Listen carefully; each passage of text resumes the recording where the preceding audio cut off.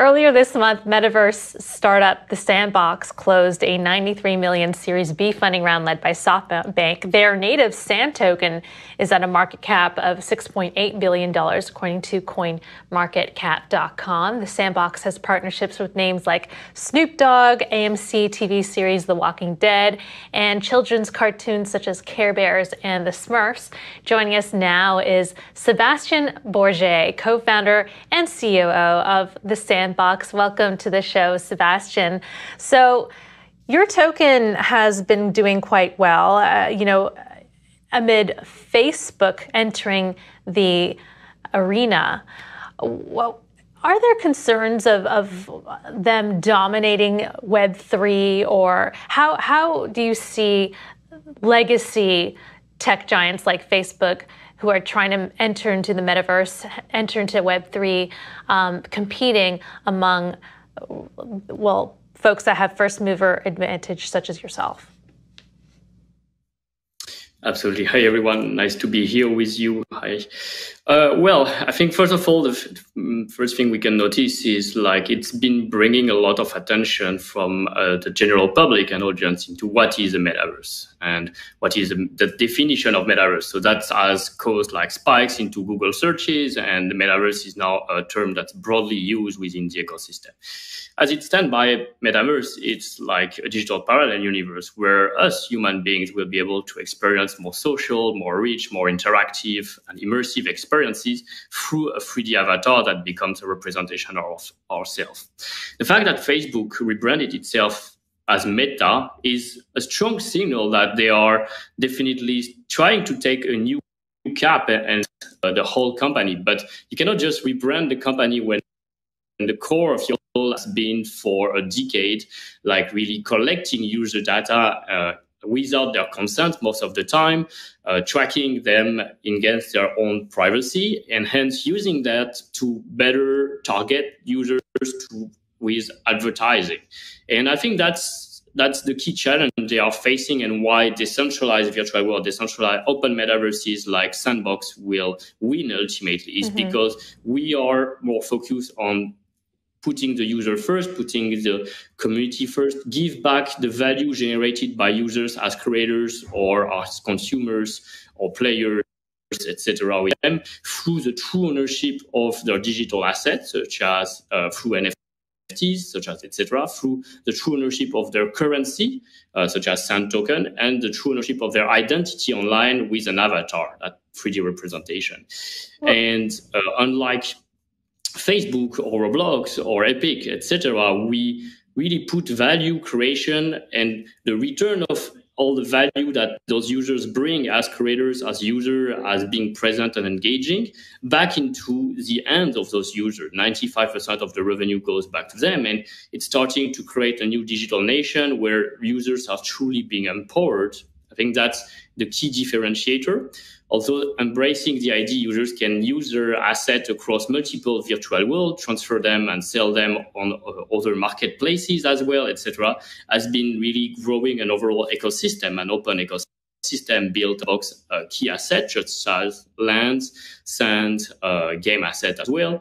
And behind us been really democratizing user-generated content and metaverse towards giving more leverage to creators, pushing for a true creator economy, and leading toward, I think, a world that is to be governed by through a DAO in the future. So I'm wondering, everyone is on Facebook, though. We're now Meta, including everyone on Facebook, WhatsApp, and Instagram. It just has a huge market share of user growth and people right now. So how do you get those folks into something like Sandbox, Decentraland, and other decentralized metaverses? And with their foray into the metaverse, do you think that they'll be more of a walled garden and they'll stick to that Web 2.0 mentality of keeping the fees for themselves and not giving users sufficient sovereignty over their own assets? As far as we can read and hear from all communication, all the media and content they are showcasing, and Mark Zuckerberg statements, it seems like so, yes, they don't really allude toward like giving more ownership of their asset, of their creation to users, enabling them to launch a more business model, etc. Like what they are really trying to focus on is like, okay, this is going to be a VR, mostly VR kind of experience. You're going to either work in Facebook or play in Facebook and continue over like what we've already established. And I find it's going to be not that such a fun place to be, actually. And Facebook is definitely losing track as a social media across versus other platform and social media, even in Web 2. So I don't really want to let them take and claim the metaverse, while the metaverse can actually be much more fun, much more diverse experience, be bringing much more culture activities, such as like fashion show, virtual concerts, music, architecture, games, art galleries, museums. Of all of that can happen in the metaverse.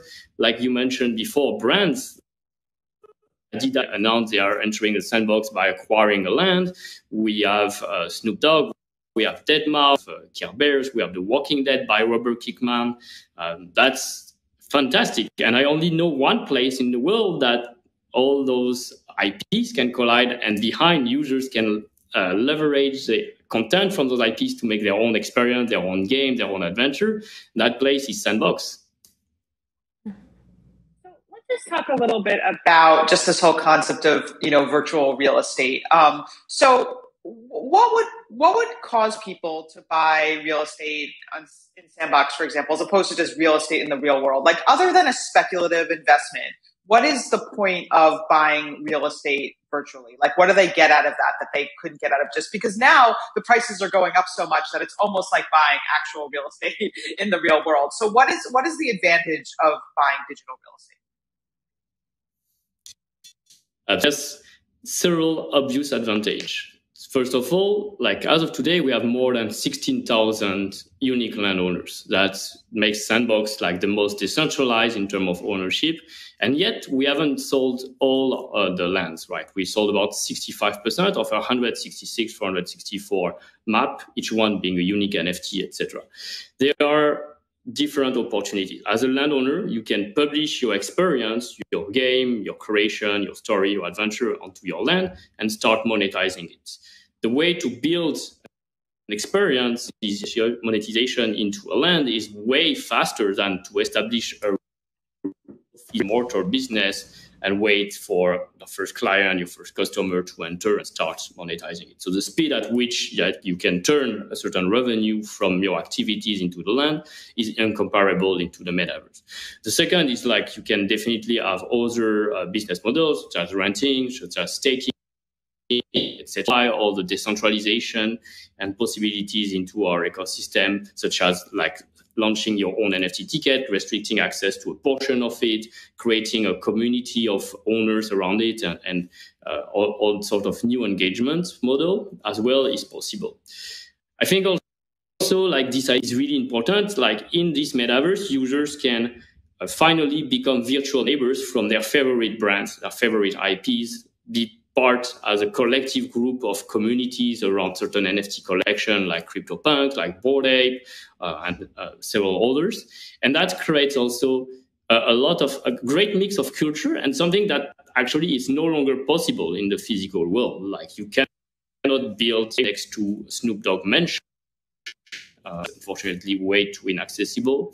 There's many other possibilities we've seen, like this partners into our ecosystem, such as Republic Realm, that have been acquiring land, developing it, launching a collection of fantasy islands. They recently sold their fantasy yachts for $650,000 on auction, which made it the most expensive yacht ever. We've seen people starting to create new sort of landmark and architecture, which will be, in my opinion, place new preference to gather people, gather community, and generate more social interaction, more chatting, etc.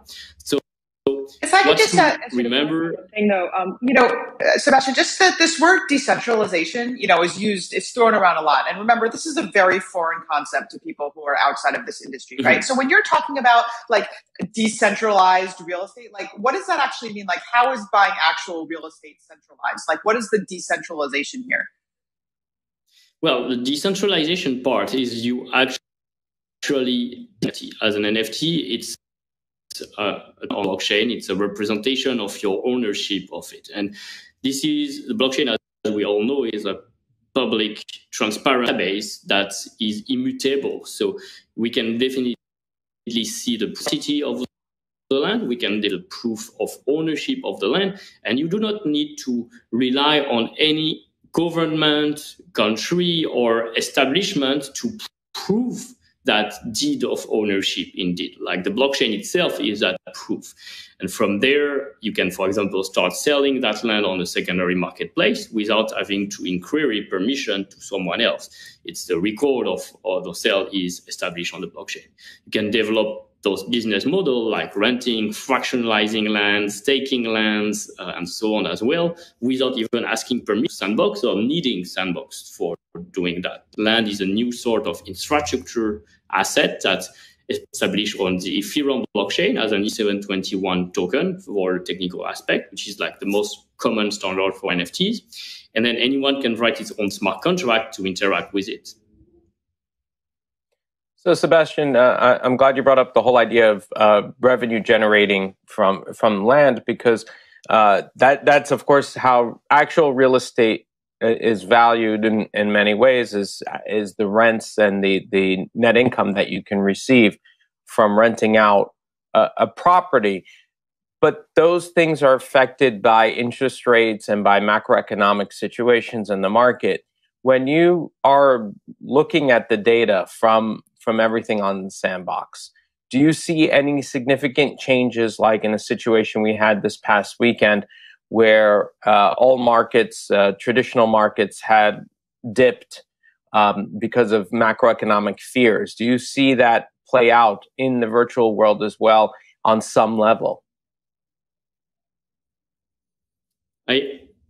I do think that we have a certain role to play as a platform to keep supporting the overall economy of Sandbox. We see that new virtual world and the virtual real estate that's part of it as a new digital nation which are 10,000 unique landowners, each one being potentially this business entrepreneur that's going to operate a game or a business on his land. And what's something, and that's written in the smart contract, is 50% of any revenue stream collecting on Sandbox platform, either from the primary sales of land or from the 5% royalty fees on any peer-to-peer transaction or other type of transaction, like users selling their asset, etc. We reinvest directly via our foundation to support creators, to support players, and to support stakers. So I think we have one of the largest, I would say, economical support plan to grow our ecosystem, to keep everyone involved, to bring value, but also at the very of being decentralized, like who benefits the most from the value that's being generated into that virtual world. And these are directly the creator who are building that content to the world. These are directly the users who are spending time bringing life to it, because an empty world, a world that's empty with no people living in it never come back to it. So just being present, engaging, brings value, and you can find that value. Earn NFTs as you play, you complete quests, you win, etc. So it's a gamified world where all your action, all the time you spend, is properly rewarded.